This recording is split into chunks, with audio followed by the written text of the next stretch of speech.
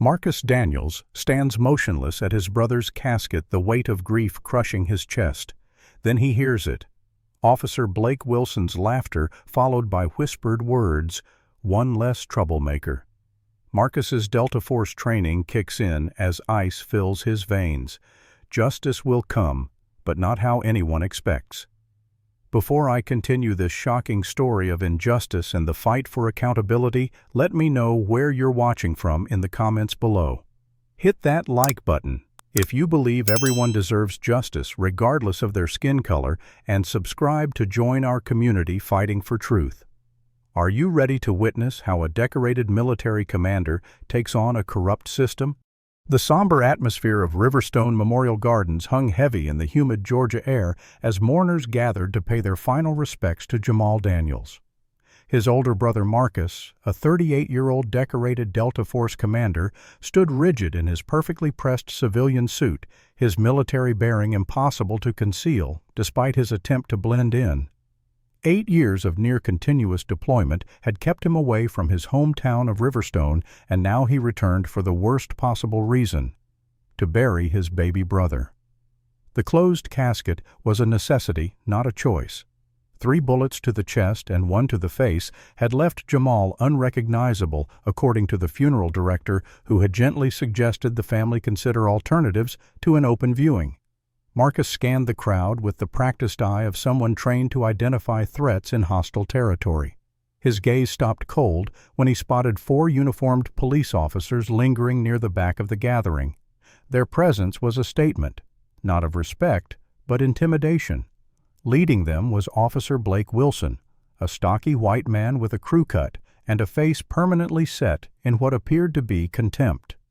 The same officer who had pulled the trigger and ended Jamal's life during what should have been a routine traffic stop.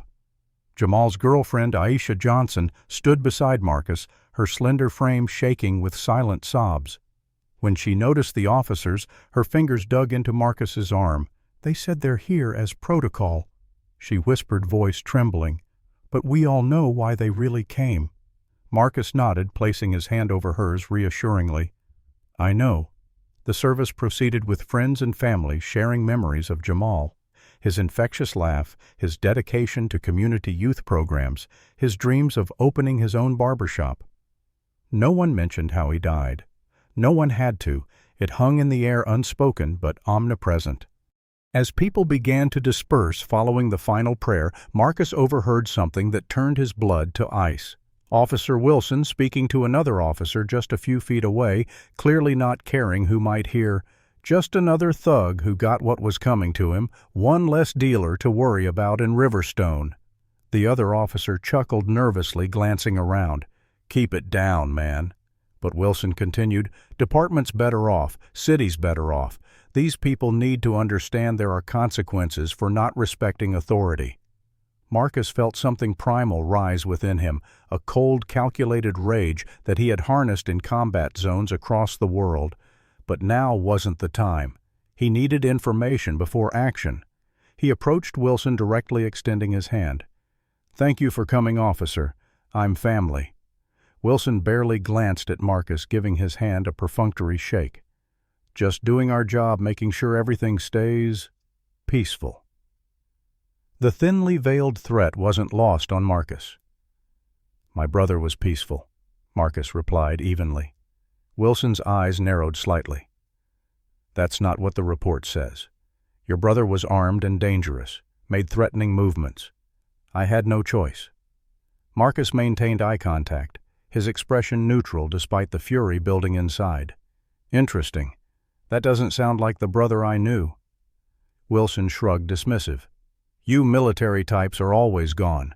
How well did you really know him?"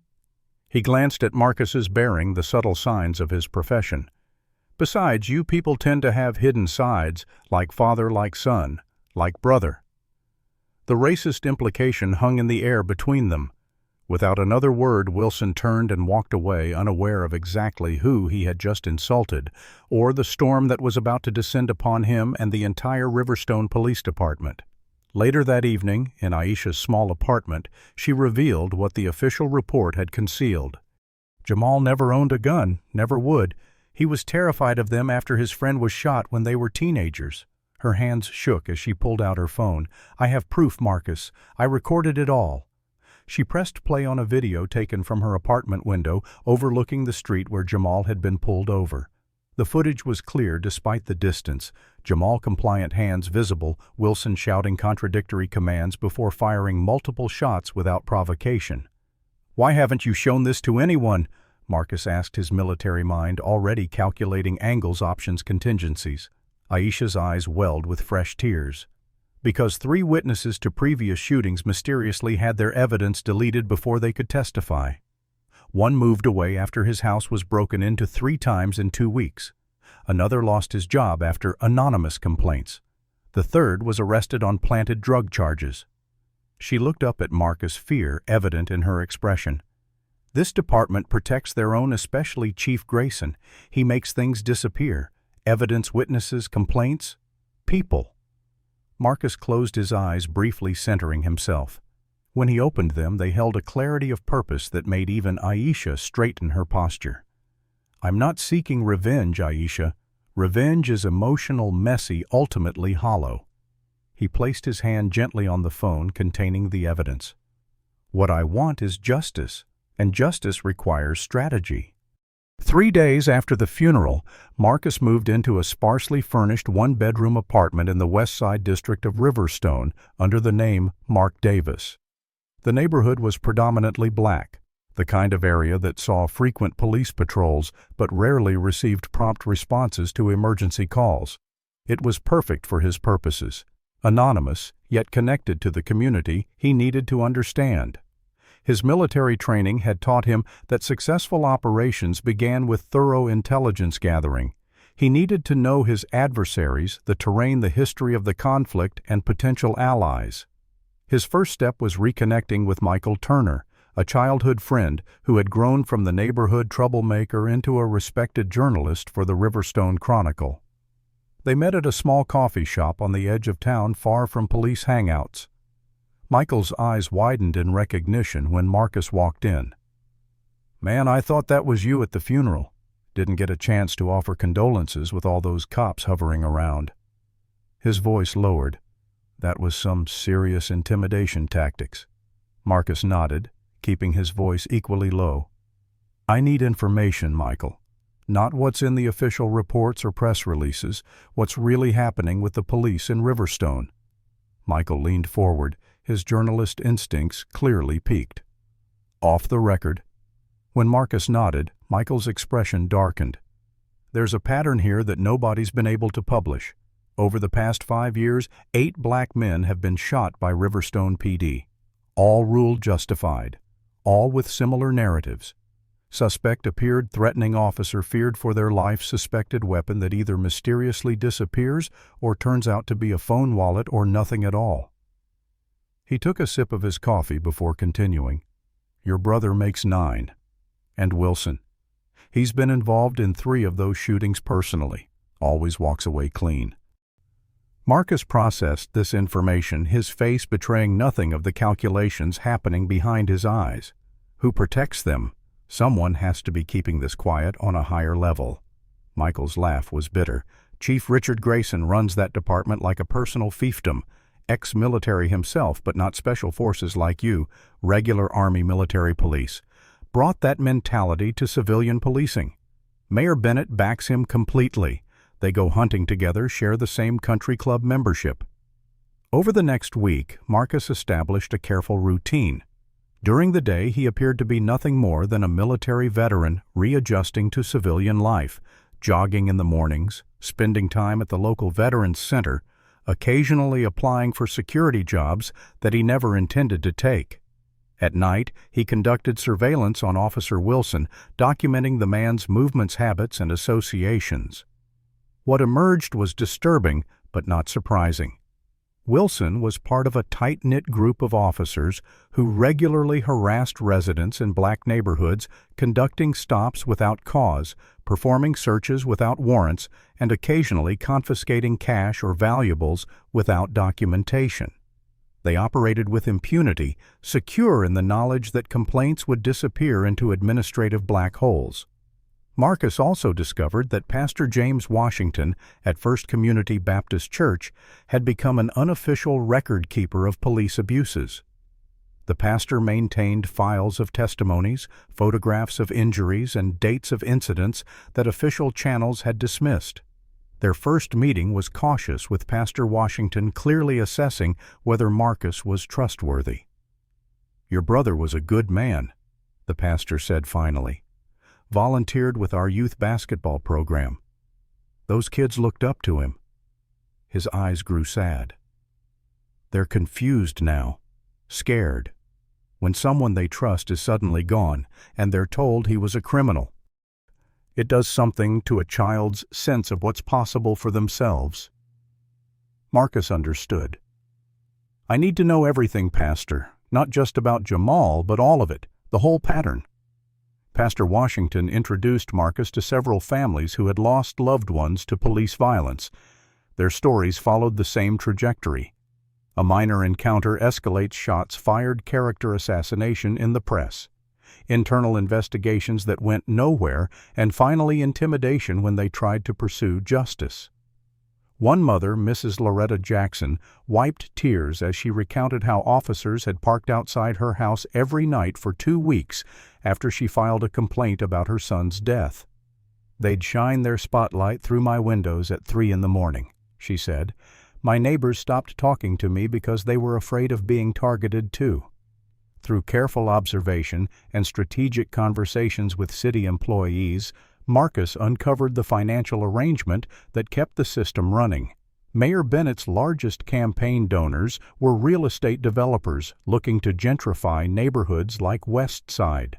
Police harassment served a dual purpose.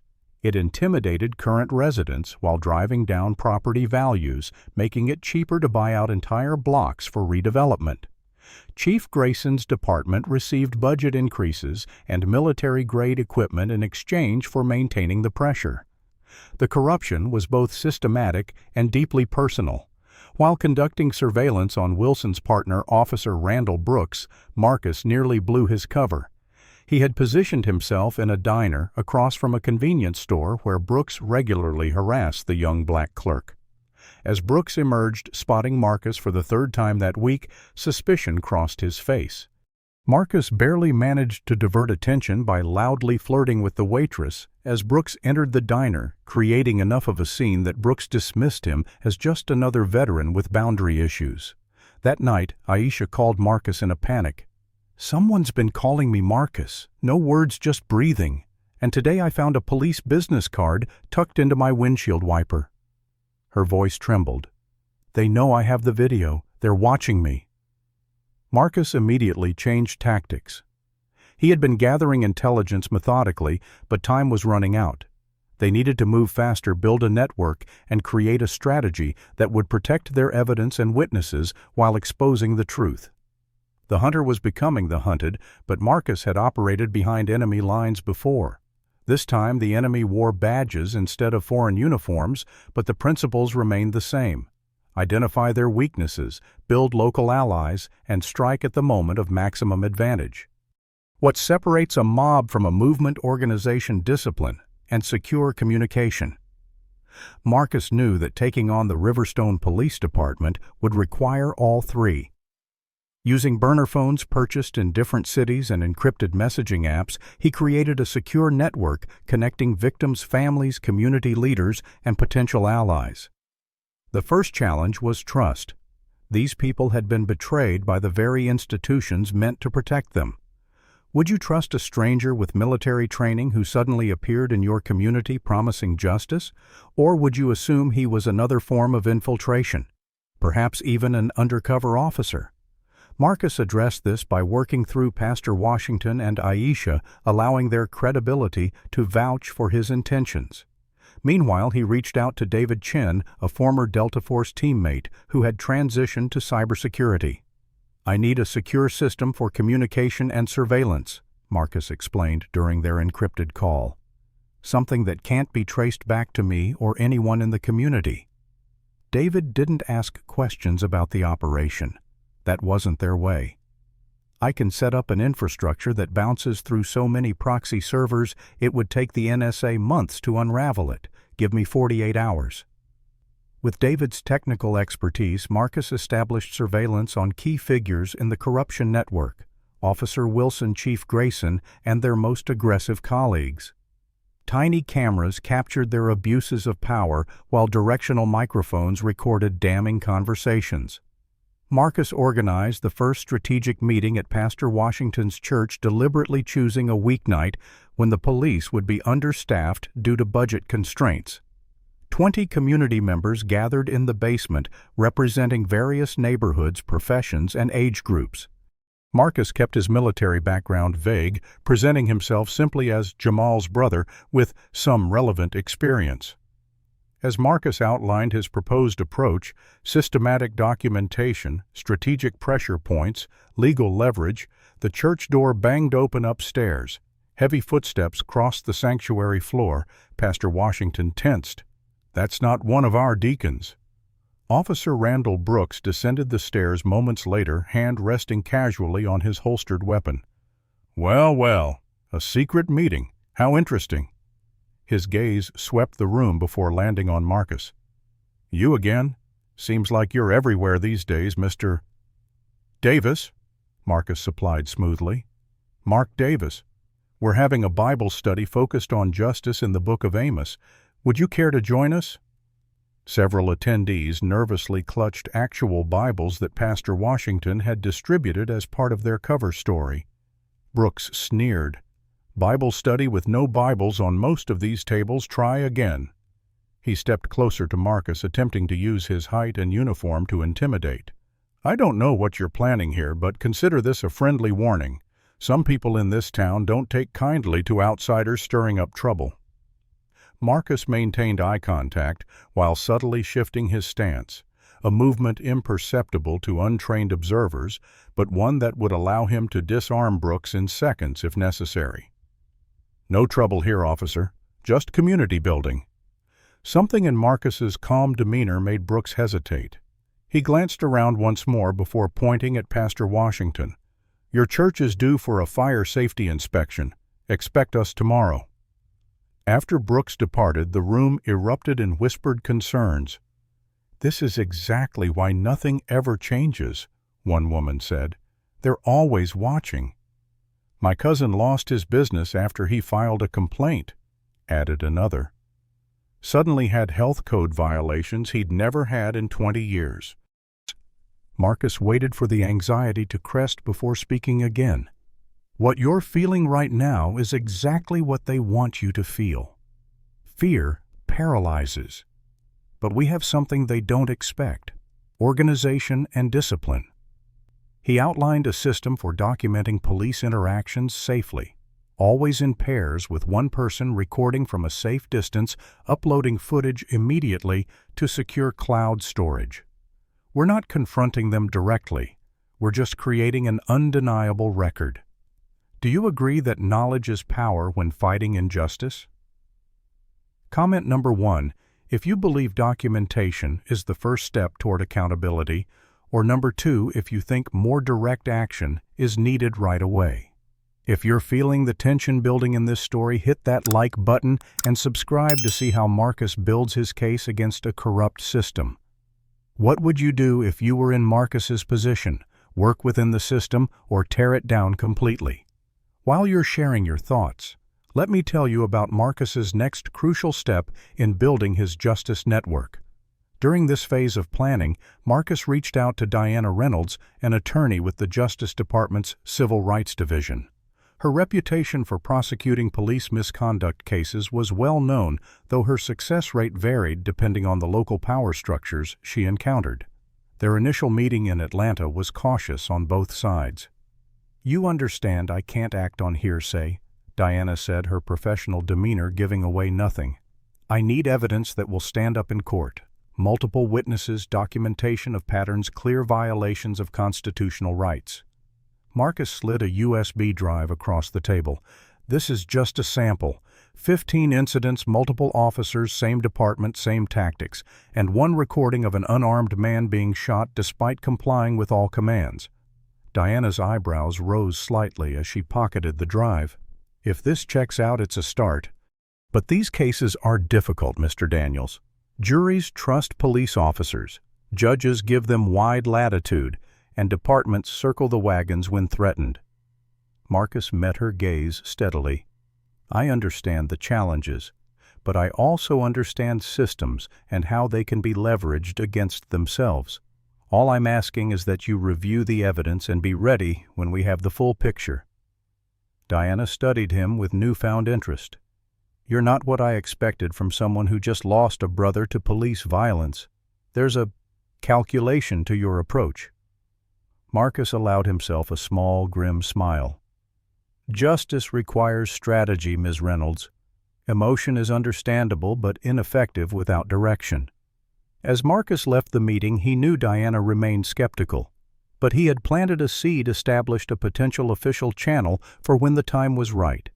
The network was taking shape, community members gathering evidence, a technical infrastructure securing their communications, and now a possible legal pathway forward. But Marcus knew from military operations that plans rarely survived first contact with the enemy. The Riverstone Police Department wouldn't remain passive once they realized they were being watched. The true test of his network would come when they struck back. Every successful operation requires a catalyst, an action that changes the dynamic between opposing forces. For Marcus, the catalyst came in the form of Terrell Jackson, owner of T's Convenience Store on Martin Luther King Boulevard. Terrell had been paying unofficial protection money to Officer Wilson for 3 years, a fact he shared during one of Pastor Washington's community meetings. $200 cash every Friday, Terrell explained, shame evident in his downcast eyes. He calls it his business continuity insurance, says if I don't pay he'll find health violations or maybe some untaxed cigarettes in my storeroom. Marcus saw an opportunity. What if we document it? Get him on camera, taking the money, making the threats. Terrell's face paled. Man, if he finds out... He won't, Marcus assured him. Not until it's too late. Working with David Chen remotely, Marcus installed 4 microscopic cameras throughout Terrell's store, focusing on the counter area where transactions occurred. The cameras linked to a secure server that only Marcus and David could access. They waited 3 days before Wilson made his regular appearance, swaggering into the store during a quiet afternoon when few customers were present. "Business good this week, Terrell?" Wilson asked casually, flipping through a magazine from the rack. Terrell, following Marcus's coaching, acted normally despite his nervousness. "Can't complain. What can I help you with?" "Officer..." Wilson glanced around before leaning across the counter. "Just making my rounds, making sure everything's secure." His emphasis on the last word carried unmistakable meaning. "Wouldn't want anything unfortunate to happen to such a fine establishment." Terrell reached beneath the counter and pulled out an envelope. "I appreciate your concern for local businesses." Wilson pocketed the envelope without counting it, a sign of how routine this extortion had become. "Smart man. Some folks around here don't understand how things work in Riverstone. Your kind of cooperation makes my job easier." He turned to leave, then stopped. "By the way, I noticed you talking to that newcomer Davis, Marine type. What's his story?" Terrell shrugged with carefully rehearsed casualness. "Just another customer, buys coffee, energy drinks. Don't know much about him." Wilson's eyes narrowed. "Keep it that way. Guy seems like a troublemaker." "Troublemakers are bad for business, if you catch my meaning." Once Wilson left, Terrell called Marcus from a burner phone. Got it all, every word, every gesture. The footage was damning. Clear evidence of extortion, implied threats, and racial animus in Wilson's reference to your kind. Marcus edited the video carefully, ensuring Terrell's face was blurred while Wilson's remained crystal clear. Then he implemented the distribution plan. Simultaneous release to Michael's newspaper, 3 regional TV stations, and selected social media channels run by activists with large followings. The video exploded across platforms, accumulating hundreds of thousands of views within hours. Local news picked it up by evening, though they carefully framed it as alleged misconduct while seeking comment from the Riverstone Police Department. Chief Grayson called an emergency press conference the following morning, his normally composed demeanor showing cracks of tension. The Riverstone Police Department is aware of a video circulating online that appears to show one of our officers engaged in inappropriate conversation with a local business owner, he stated, reading from a prepared statement. While we take all allegations seriously, I want to caution the public against rushing to judgment based on what is clearly a video taken out of context and possibly edited to misconstrue a routine community policing interaction. He announced that Officer Wilson would be placed on administrative leave with pay during an internal investigation. What Grayson didn't say publicly was revealed to Marcus through one of his newfound allies, a janitor at City Hall who overheard the real conversation between Grayson and Mayor Bennett immediately following the press conference. "Find out who recorded it and shut them down," Bennett had ordered. "This kind of publicity scares away investors. The West Side redevelopment project is too important to let some viral video derail it." Meanwhile, Wilson received the news of his temporary suspension with rage rather than concern. He knew the investigation would find nothing. It never did. But the public embarrassment stung. Someone had targeted him specifically, and he was determined to find out who. Marcus anticipated this reaction. Through David's surveillance network, he monitored Wilson's increasingly erratic behavior, drinking heavily at the Blue Line, a bar frequented by officers ranting about being set up, vowing to find whoever was responsible. "Someone's got it in for me," Wilson slurred to Officer Brooks after his fourth whiskey. "Probably one of those community activist types, or maybe that new guy Davis. Been seeing him everywhere lately." Brooks nodded. "Something off about him. Too calm, too observant. Might be worth running his background." This conversation triggered Marcus's contingency plan. David immediately strengthened the digital barriers protecting Marcus's false identity, while Marcus himself adjusted his behavior to appear less composed, more frustrated, the profile of a struggling veteran rather than a man executing a methodical plan. The next phase required access to official records. Marcus needed the dashcam footage from Jamal's shooting, which according to procedure should have been preserved as evidence. Through Michael's contacts at the newspaper, he discovered that the footage had been logged into evidence but subsequently marked as corrupted file, technical malfunction in the department's digital records system. "Convenient malfunction," Michael remarked during their secure call. "Happens a lot around here. Body cameras that mysteriously stop working, dash cams that fail only during controversial incidents." Marcus probed deeper. Who handles their technical systems in-house or contracted? Contracted to Tri-Tech Solutions, owned by Mayor Bennett's brother-in-law. Another convenient arrangement. The corruption was more extensive than Marcus had initially estimated. Not just a few rogue officers, but a systematic distortion of law enforcement to serve private interests. As Marcus expanded his investigation, Wilson began his own. Frustrated by his suspension and embarrassed by the viral video, he started questioning informants about Marcus showing his photograph around West Side. "Guy's asking too many questions," Wilson told Brooks.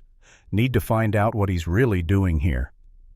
The hunter was becoming the hunted, but Marcus had operated in far more dangerous environments than Riverstone, Georgia. As Wilson closed in on one false identity, Marcus was already creating contingency plans, alternate communication channels, and new pressure points to exploit. The first strike had landed. The system had felt the impact. Now came the counterattack, and Marcus was more than ready. Systems of power don't surrender easily. They adapt, reinforce vulnerabilities, and strike back with the full force of their authority. Chief Grayson hadn't maintained control of Riverstone for 12 years by being passive when threatened. 3 days after the extortion video went viral, Grayson called a private meeting with his most trusted officers, excluding Wilson, whose volatile temper had become a liability. "We have a situation," Grayson announced, pacing his office with military precision. "Someone is strategically targeting this department. This isn't random activism or typical community complaints. This is coordinated. Officer Brooks leaned forward. It's that new guy Davis. Has to be. Too many coincidences since he showed up. Grayson nodded. Background check came back clean, but something's off. Military discharge papers look legitimate, but basic. No specifics on deployments or specializations. I'm having my contact at the Pentagon dig deeper. What Grayson didn't know was that Marcus's friend David had anticipated this move, creating a digital backstop for the Mark Davis identity that would withstand standard scrutiny. Only the highest security clearances would reveal discrepancies, and by then, Marcus planned to be operating under different parameters entirely. The counterattack began that night. Marcus returned to his apartment to find the door unlocked, open by just a millimeter, imperceptible to anyone without his training. Instead of entering, he circled to the fire escape and observed through the window. His sparse belongings had been methodically searched, with items returned almost perfectly to their original positions. Almost, but not quite. The professionalism of the search suggested police rather than criminals. Marcus entered cautiously, scanning for surveillance devices. He found 3, one audio transmitter under the kitchen table, another in the bedroom lamp, and a camera disguised as a smoke detector. Rather than removing them, which would alert his observers, he left them in place. Knowledge of surveillance was a tactical advantage if properly leveraged. The next morning, Pastor Washington called from a burner phone, his voice tight with controlled anger. They came for the church last night. Spray-painted slurs on the front doors broke the windows in the community center. Marcus heard the deeper message beneath the facts. Any cameras catch it. Strangely, our security system experienced a technical malfunction between 2 and 4 a.m. The pattern was clear. Intimidation coupled with deniability. Marcus increased security around key members of their network. Aisha reported being pulled over 3 times in 2 days, each time by different officers claiming minor infractions like failure to signal a lane change or tinted windows exceeding legal limits. No tickets were issued, just extended stops with pointed questions about her activities and associates. Meanwhile, the local media landscape shifted. The Riverstone Herald, owned by a business partner of Mayor Bennett, published a feature article examining Jamal Daniels's troubled past, highlighting a juvenile arrest for marijuana possession at 16 and an altercation at a nightclub 3 years earlier where no charges were filed. The article quoted anonymous sources, claiming Jamal had gang connections despite no evidence and vehement denials from everyone who knew him. Marcus recognized the playbook: character assassination to justify the unjustifiable. Michael's more balanced reporting in the Chronicle was relegated to back pages as his editor faced pressure from advertisers connected to the mayor. The system was closing ranks, using its interconnected power structures to control the narrative. Marcus needed to understand the full scope of these connections. During his surveillance of Officer Brooks, Marcus observed a disturbing pattern.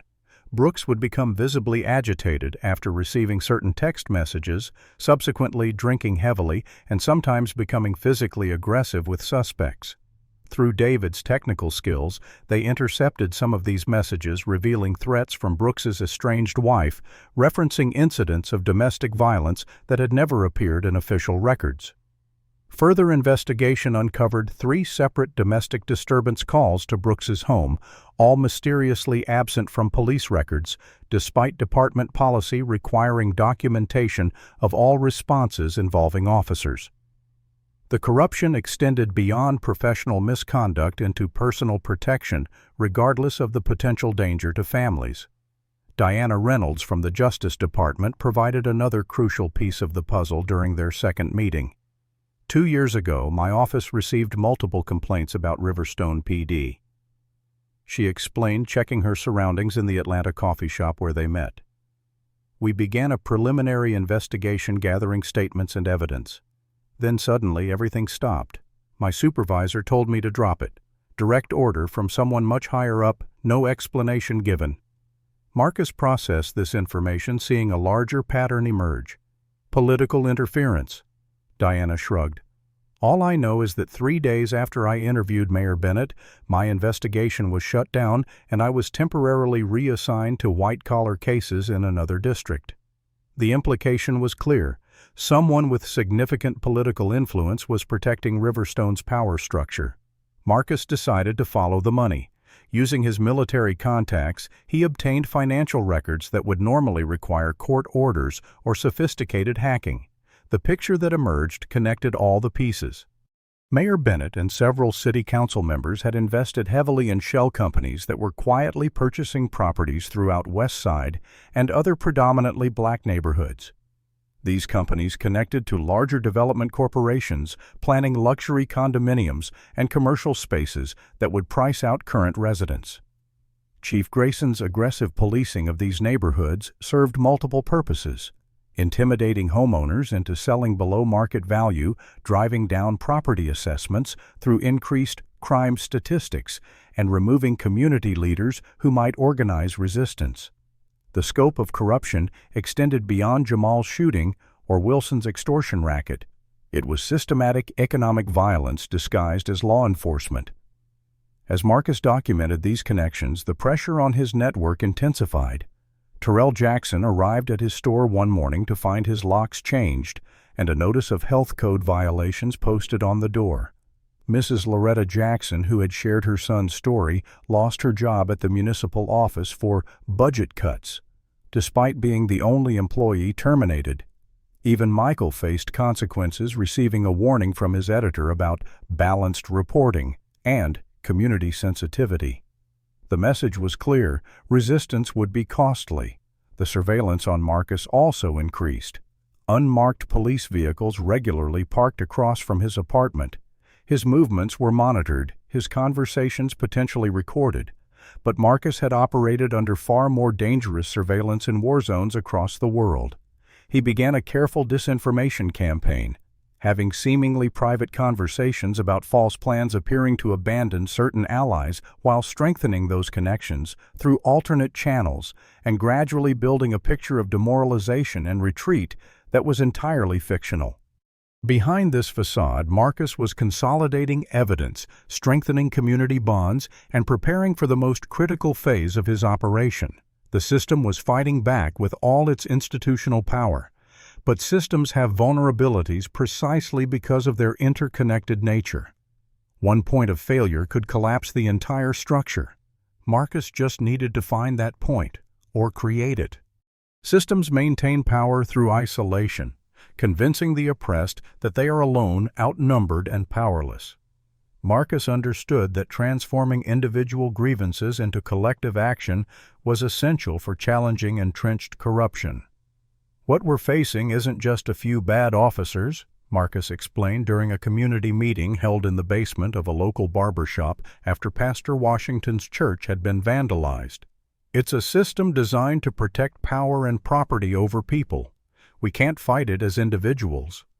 The gathering had grown from 20 people to nearly 50, representing a cross-section of Riverstone's black community: small business owners, teachers, healthcare workers, students, and retirees. Each had their own stories of police harassment, discrimination, or intimidation. Marcus implemented lessons learned from nonviolent resistance movements he had studied during his military career, movements that had toppled dictatorships and changed entrenched systems through disciplined collective action. "We need 4 things," Marcus outlined, standing before a hand-drawn map of Riverstone: documentation, discipline, visibility, and solidarity. He assigned teams responsible for specific aspects of the growing movement. The documentation team, led by Michael, gathered testimonies, records, and evidence of police misconduct, creating both a legal foundation for future action and powerful narratives to share with the wider public. The community safety team established buddy systems, ensuring no one walked alone in high-risk areas, created rapid response networks for when police harassment occurred, and designated legal observers for all public actions. The media team developed relationships with journalists beyond Riverstone, particularly those from national outlets less susceptible to local pressure. The direct action team, which Marcus personally trained, planned strategic nonviolent protests designed for maximum visibility and minimal vulnerability. Nonviolence isn't passive, Marcus emphasized during training sessions. It's strategic. It contrasts our discipline against their brutality.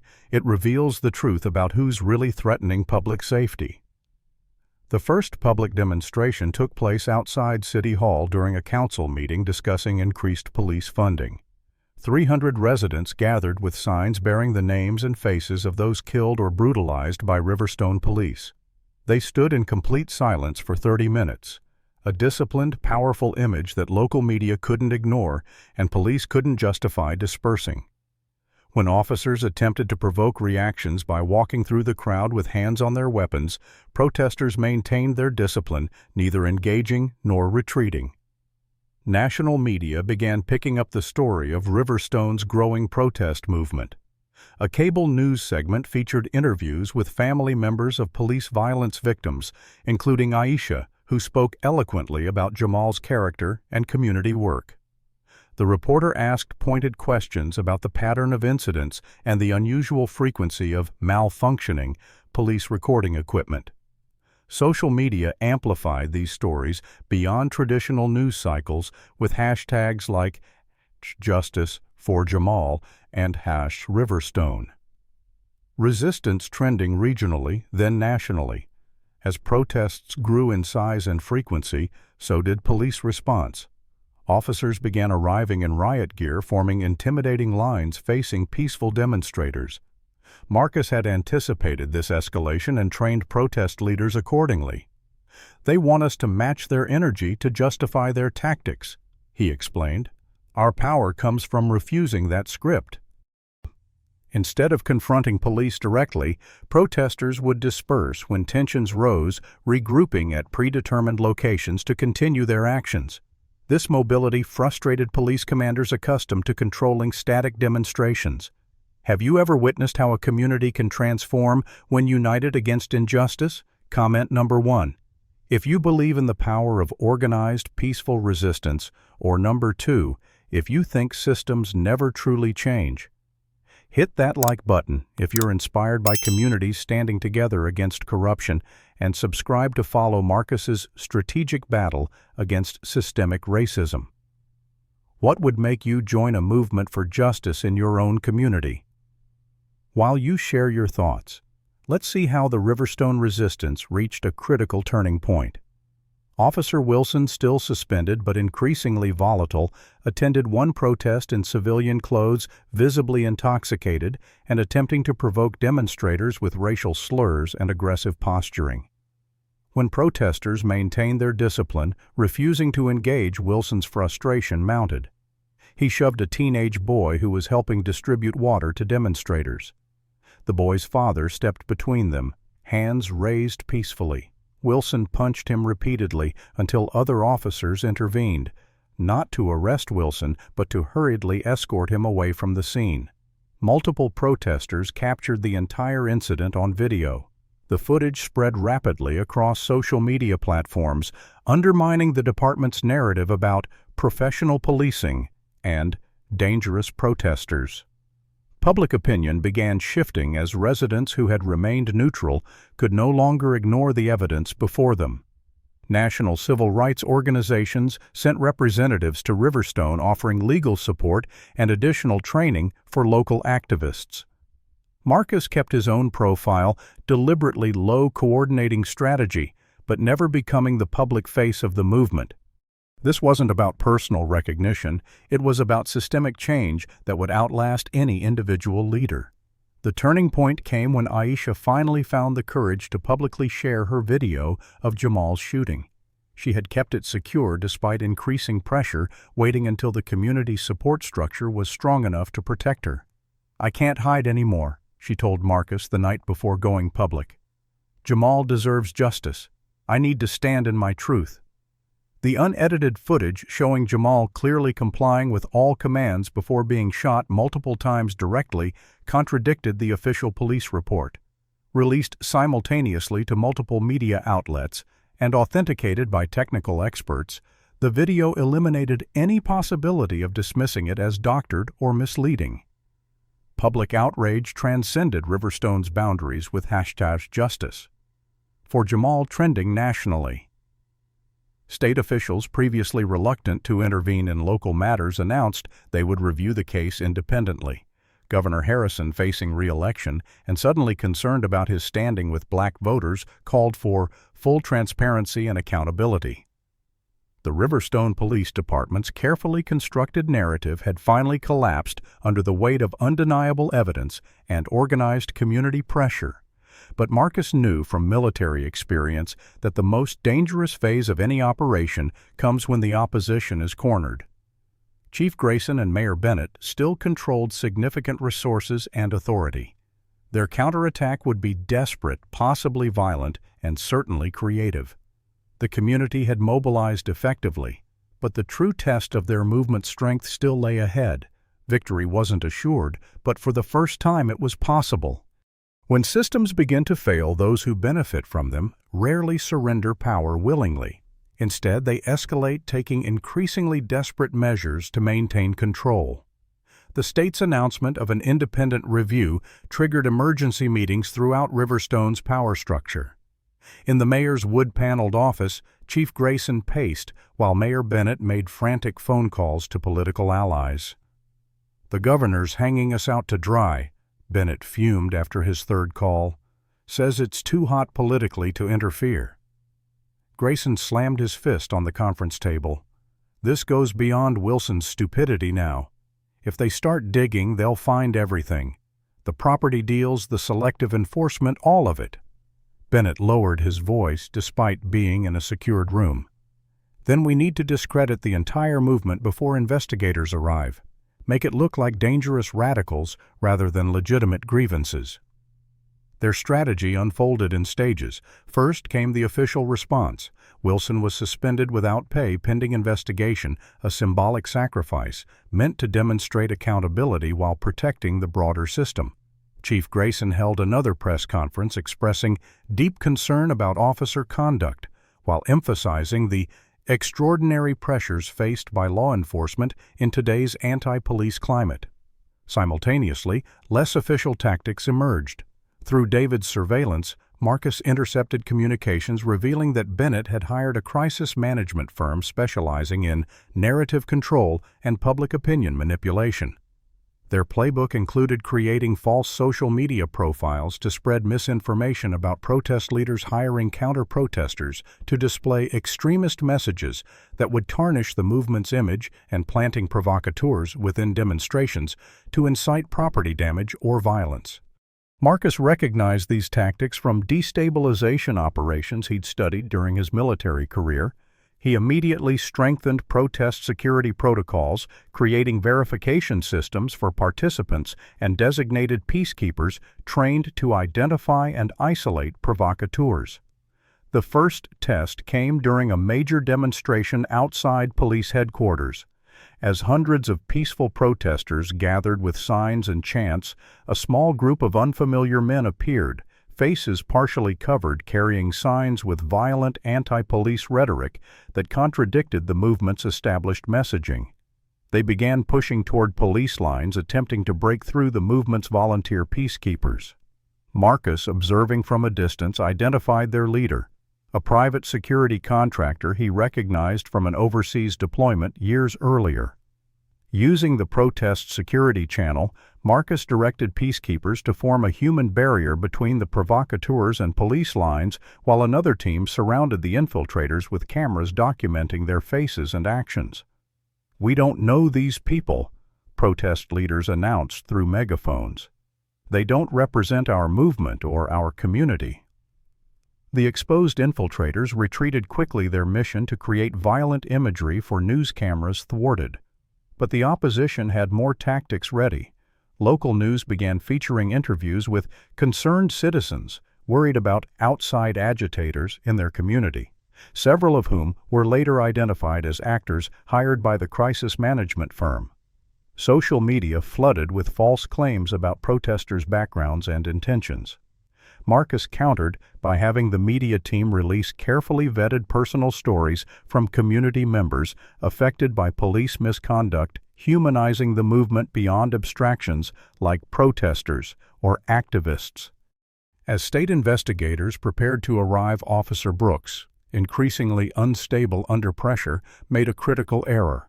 After drinking heavily at the Blue Line, he drove to Marcus's apartment, pounding on the door at 1 a.m. Marcus, always alert to potential threats, recorded the encounter through a hidden camera he'd installed in the hallway. "I know what you're doing," Brooks slurred, unaware he was being recorded. "Wilson may be stupid, but I see the bigger picture. You're trying to bring down the whole department." Marcus remained calm. "I'm just a concerned citizen, Officer Brooks. If the department has nothing to hide, there's nothing to bring down." Brooks laughed bitterly. "Nothing to hide? We've been covering up Wilson's messes for years. Chief knew exactly what happened to your brother. We all did. Camera footage doesn't just malfunction, we make it malfunction when necessary." His drunken state had loosened his judgment completely. "That video the girlfriend has won't matter. We've buried worse. Remember that Rodriguez kid last year had his hands up too. Still got ruled justified." Marcus kept him talking, extracting admission after admission about department cover-ups. When Brooks finally left, Marcus had over 20 minutes of recorded confessions about systemic corruption and specific cases of misconduct, including Jamal's shooting. The recording was immediately secured on multiple encrypted servers. The next morning, Chief Grayson received an intelligence report on Marcus that changed everything. A contact at the Department of Defense had finally broken through the digital safeguards protecting Marcus's true identity. "Davis isn't just some random veteran," Grayson told Mayor Bennett during an emergency meeting. "He's Marcus Daniels, Jamal's brother, former Delta Force commander with extensive counterterrorism and intelligence experience." Bennett's face paled. "Delta Force? Are you saying we're dealing with some kind of military operative?" "Worse," Grayson replied. "We're dealing with someone trained to dismantle entrenched power structures in hostile territory, and we just gave him all the motivation he needs by killing his brother." This revelation accelerated their timeline. If they couldn't discredit the movement before the state investigation began, they needed to eliminate the evidence. Wilson, drinking alone in his apartment and furious about being sacrificed by the department, decided to take matters into his own hands. Through his own police contacts, he had learned that Aisha's video was the centerpiece of the state's investigation. Eliminate the video, eliminate the case. His desperate logic seemed sound through the haze of alcohol and panic. Unknown to Wilson, Marcus had anticipated this vulnerability. Since the video's release, Aisha had been staying with rotating community members rather than at her own apartment. Security protocols included regular check-ins and emergency response plans. When Wilson broke into Aisha's empty apartment that night, he found himself instead facing Marcus, who had been waiting for precisely this desperate move. "Officer Wilson," Marcus said calmly as Wilson froze in the darkened living room. "Or should I just call you Blake since you're not here in any official capacity?" Wilson drew his personal weapon, hand shaking slightly. "You've ruined everything. My career, my life. You did that yourself when you shot an unarmed man," Marcus replied, making no move toward the weapon. "And when you laughed about it at his funeral." Wilson's eyes widened with sudden recognition. "You're not just some friend of the family, you're his brother." "Marcus Daniels, yes. Jamal was my younger brother." "Delta Force." Wilson said, the department's intelligence finally reaching him. "So this whole thing, the protests, the videos, the pressure, this was you all along?" Marcus shook his head. "This was the community all along. I just helped them organize what they already knew needed doing." Wilson's weapon remained pointed at Marcus, but his resolve was visibly wavering. "What happens now?" "You kill me. Make it look like self-defense, revenge for your brother." "If I wanted you dead, we wouldn't be having this conversation," Marcus said simply. "I want justice, not revenge.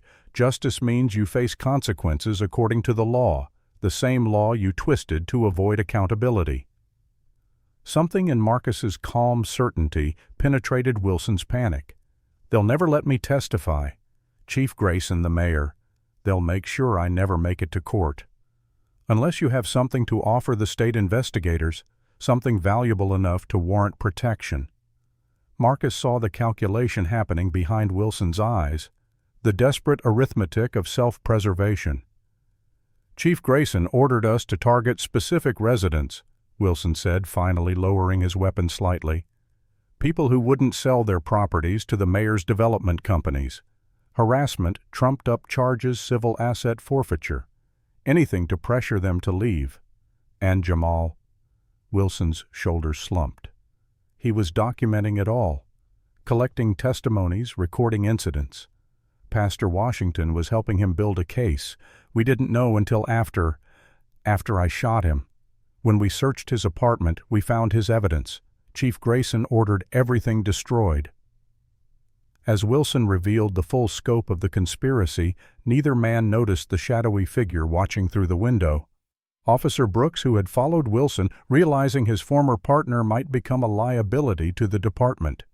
As Wilson's confession concluded, state police officers, whom Marcus had alerted earlier, emerged from concealed positions, taking Wilson into custody and documenting his statements. The operation had secured not just Wilson's arrest, but his testimony against the entire corrupt system. Meanwhile, Chief Grayson received word of Wilson's capture and realized the department's vulnerability if Wilson cooperated with investigators.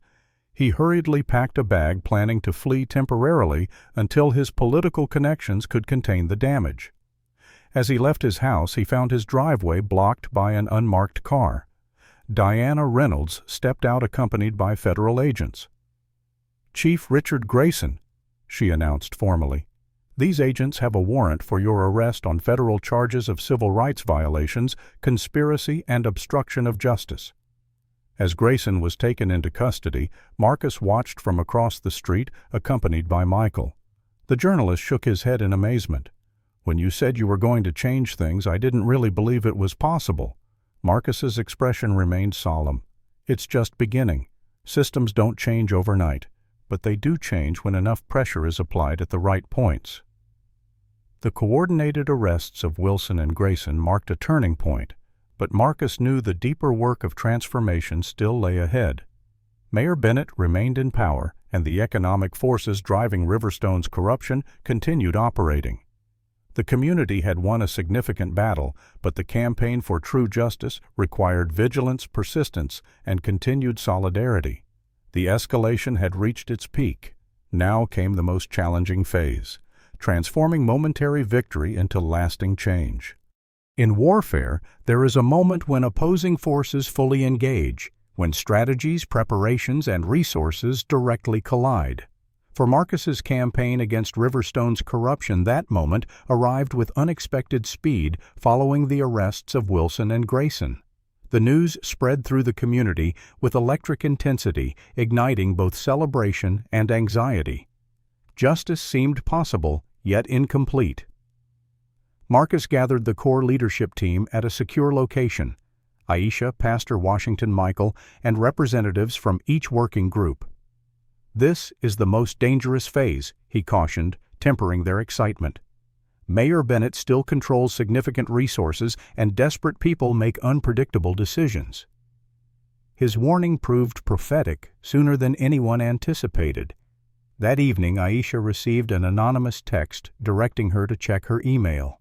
She found a video attachment showing surveillance footage of her apartment building, followed by images of her parents' home in another state, and finally her workplace. The message was clear: "We know everywhere you go, everyone you care about. They're trying to intimidate you before you testify at the preliminary hearing," Marcus explained, after ensuring her immediate safety. "Bennett knows without your video and testimony the case weakens considerably." Despite the protection protocols already in place, Marcus intensified security around Aisha, relocating her to a safe house outside city limits and arranging for her parents to temporarily stay with relatives. He suspected Bennett would escalate beyond threats, and he prepared accordingly. Officer Brooks, increasingly unstable following Chief Grayson's arrest, had become Bennett's primary enforcer. State police had taken control of the Riverstone Police Department pending investigation, but Brooks had abandoned his post, operating unofficially to protect what remained of the corrupt system. Through David's surveillance network, Marcus tracked Brooks's erratic movements, drinking heavily, making threatening phone calls, acquiring weapons from non-official sources. The confrontation Marcus had anticipated came 3 days later. Despite all precautions, Brooks discovered Aisha's location through a careless social media post by one of her friends. He arrived at the safe house at 2 in the morning, forcing entry through a back door with his service weapon drawn. What Brooks didn't know was that Marcus had anticipated this vulnerability, installing silent alarms and maintaining a rotation of community volunteers as additional security. Marcus arrived within minutes, entering silently through a window while Brooks was searching the main floor. Aisha had followed her safety protocol, locking herself in a reinforced bathroom and activating an emergency alert system. When Brooks kicked in the bathroom door, he found himself suddenly facing Marcus, who had positioned himself between the officer and Aisha. "It's over, Brooks," Marcus said calmly, hands visible and empty. "State police are already on their way." Brooks' weapon wavered between Marcus and Aisha. "Nothing's over. Without her testimony and that video, Grayson walks, everything goes back to normal." His bloodshot eyes and trembling hands revealed his desperation. "The video has already been authenticated by experts and submitted to state investigators," Marcus explained. "Killing her accomplishes nothing except adding murder charges to your record." "You don't understand," Brooks hissed. "If Bennett goes down, we all do. There are records connections that go beyond Riverstone, people who won't tolerate exposure." Marcus recognized the moment for what it was, not just a physical standoff, but a psychological one. Brooks wasn't just protecting a corrupt department, he was terrified of larger forces that might be implicated. "I know exactly who I'm dealing with, Officer Randall Brooks," Marcus said deliberately, using his full name and title. "Riverstone Police Department, 8 years of service. 3 domestic violence calls to your residence, all mysteriously missing from official records. 2 excessive force complaints dismissed without investigation, and most recently accessory to multiple civil rights violations." The recitation of his record visibly startled Brooks. "How do you know all that?" "Because I was trained by the United States military to gather intelligence behind enemy lines. Delta Force Commander Marcus Daniels, Jamal's brother." Recognition dawned in Brooks's eyes, followed by the first flickers of genuine fear. "You're the man whose brother was murdered by your partner while you helped cover it up," Marcus confirmed. "If I wanted revenge, you'd already be dead. But this isn't about revenge." Marcus took a calculated risk, stepping closer despite the weapon. "This is about breaking a cycle of corruption and violence that's destroyed countless lives, including yours, Brooks." "My life isn't destroyed," Brooks protested weakly. "It will be," Marcus said with certainty. "Either by prison or by whatever cleanup operation Bennett arranges when you become a liability. The only question is whether you go down alone or help us dismantle the entire system." Behind Brooks, Marcus could see state police officers silently entering the house positions he had texted them upon arrival. He kept Brooks's attention focused forward. "Wilson is already talking. Grayson will make a deal to save himself. The only question is whether you'll be the last one holding the bag, or if you'll save yourself by telling the truth." Something broke in Brooks's composure. His weapon lowered slightly as conflicting impulses warred across his face. "Bennett ordered Jamal's death," he said finally, voice barely audible. "Not directly. He never does. But he told Grayson that Jamal was becoming a problem, organizing homeowners in Westside to resist selling. Grayson told Wilson to handle it. We all knew what that meant. And you did nothing to stop it." Marcus said, not as an accusation but as a simple statement of fact. Brooks's shoulders slumped. "I told myself it wasn't my business, that following orders was the job, that the greater good of urban renewal justified individual costs." He looked up, meeting Marcus's gaze directly. "I was wrong. I've been wrong for years." As Brooks surrendered to the state police officers now surrounding him, Marcus felt no satisfaction, only the solemn recognition that systems corrupt individuals as much as individuals corrupt systems. Brooks's confession provided the final link connecting Mayor Bennett directly to the conspiracy. State investigators obtained warrants for Bennett's personal and official records, uncovering extensive documentation of the corruption network, property acquisitions through shell companies, communications, directing police harassment of specific residents, financial transfers to Chief Grayson's offshore accounts, and most damning, a systematic effort to obstruct previous investigations. Bennett attempted to flee when he learned of Brooks's confession, but Marcus had anticipated this reaction.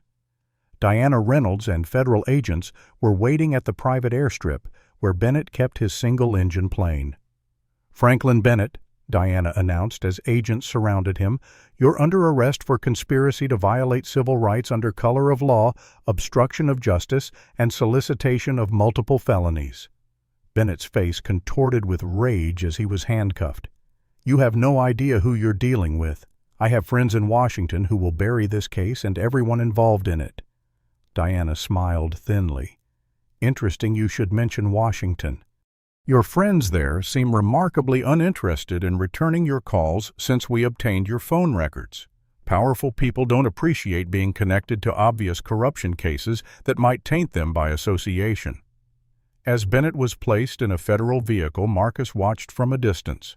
This moment represented not just the culmination of his campaign for justice for Jamal, but a fundamental disruption of an entrenched system that had oppressed Riverstone's black community for generations. Yet he felt no triumph, only a clear-eyed recognition of how much work remained. Dismantling corrupt leadership was merely the first step. Creating something better to replace it would require the same community solidarity, strategic thinking, and persistence that had brought them to this point. The confrontation phase had succeeded beyond what many thought possible. Now came the most challenging task: building lasting reform from the foundation of momentary justice. Justice isn't a moment, but a process, not an outcome, but a continuous commitment to repairing harm and preventing its recurrence. 6 months after Mayor Bennett's arrest, Marcus stood before Jamal's grave in Riverstone Memorial Gardens. The marble headstone recently installed to replace the temporary marker read, "Jamal Anthony Daniels, beloved son, brother, friend, and catalyst for change." Marcus placed fresh flowers beside the polished stone. "We're making progress, little brother," he said quietly. "Not as fast as I'd like, but real change never is." The judicial process had moved with surprising speed, driven by overwhelming evidence and political pressure from both community activism and state officials recognizing which way the winds of accountability were blowing. Officer Wilson had accepted a plea deal, testifying against his superiors in exchange for a reduced sentence of 15 years for manslaughter and civil rights violations. Chief Grayson, facing more extensive charges, including conspiracy and obstruction, received 25 years in federal prison. Officer Brooks, whose cooperation proved crucial, received 5 years with possibility of parole, along with mandatory psychological treatment for PTSD and substance abuse. Mayor Bennett's trial was ongoing, complicated by his extensive resources and connections, but the evidence appeared insurmountable. State authorities had placed the Riverstone Police Department under receivership, appointing an interim chief from outside the department while implementing comprehensive reforms: body cameras with automatic upload protocols, civilian oversight with actual disciplinary authority, revised use of force policies, and implicit bias training with measurable outcomes rather than mere attendance requirements. The most significant victory came from the Department of Justice's investigation, which expanded beyond individual officers to examine the department's patterns and practices. The resulting consent decree mandated structural reforms with external monitoring and enforcement mechanisms, ensuring changes couldn't be quietly reversed once public attention faded. Marcus's military experience had taught him that winning battles matters less than securing peace. True security comes not from defeating enemies, but from building systems that prevent future conflict. With this understanding, he helped establish the Jamal Community Oversight Board, a permanently funded independent body with legal authority to review police actions, access records, and recommend disciplinary measures. The board's membership reflected Riverstone's diversity, with representatives from various neighborhoods, age groups, and backgrounds, ensuring no single perspective dominated. Perhaps most significantly, the corruption investigation had derailed the predatory development plans that motivated much of the police harassment. With Bennett's company under federal scrutiny, the land acquisitions were frozen. Marcus worked with community organizations to establish a community land trust, protecting affordable housing and local businesses from future displacement. The economic justice component proved challenging. Systemic racism had economic foundations that couldn't be addressed through police reform alone. But the community solidarity built during the campaign created momentum for broader changes, including local hiring requirements for city contracts, increased funding for education and youth programs, and small business support targeted to historically marginalized entrepreneurs. Not everything was victory and progress. Opposition remained entrenched in parts of Riverstone's power structure. Some officers resigned rather than adapt to new accountability measures. Certain business leaders warned of economic consequences if anti-police sentiment continued. Social divisions that had always existed became more visible as the community debated its future. Marcus had anticipated these challenges. Transformative change always faces resistance, especially from those who benefited from the previous system. The key was maintaining community cohesion during the difficult transition period when old structures were dismantled, but new ones remained untested. The greatest threat now isn't opposition, Marcus explained during a community meeting at Pastor Washington's rebuilt church. It's exhaustion. Reform requires sustained attention long after the headlines fade and cameras leave. Justice isn't a destination we reach, it's a practice we maintain. On a personal level, Marcus faced a decision about his own future. His mission to obtain justice for Jamal had evolved into something larger, a community transformation that would require years of sustained effort to fully realize.